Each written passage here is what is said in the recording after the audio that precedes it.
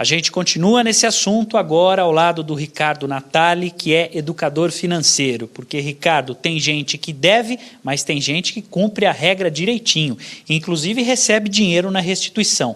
Para esse grupo premiado, o que é melhor fazer com esse dinheiro que cai na conta a que essas pessoas, por exemplo, têm direito?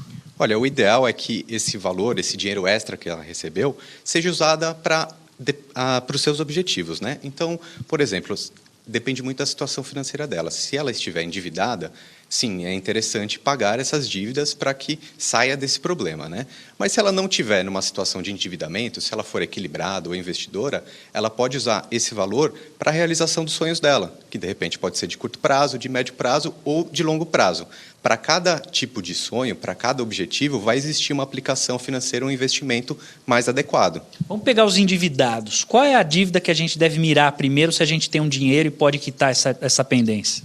As dívidas que tiverem o valor mais alto, principalmente os juros mais altos. Então, por exemplo, cheque especial do banco, cartão de crédito, costumam ter valores muito altos. Então, se você ficar devendo um dinheiro hoje, daqui a um ano, cerca de 300% a mais você estará devendo. Então, são dívidas muito altas. O ideal, nesse momento, é tentar pagar as dívidas mais altas primeiro, ou então tentar trocar essa dívida muito alta por uma um pouco mais barata, de repente algum empréstimo consignado ou algo parecido. Colocar isso na poupança ou em algum outro rendimento, que tipo de fundo vale a pena?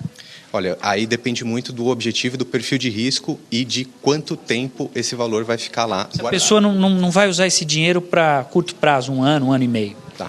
Existem alguns tipos de investimento muito interessantes. É óbvio que uma carteira diversificada é o ideal, só que, por exemplo, o Tesouro Direto é algo que é muito democrático, né? Ele tem rendimentos interessantes, pouquíssimo risco e é muito fácil de investir. Então, alguns títulos pré-fixados hoje no Brasil, com a taxa de juros do jeito que está hoje, estão muito interessantes. Algo em torno de 13%, 14% você até consegue encontrar num pré-fixado para, de repente, daqui a 5 ou 7 anos.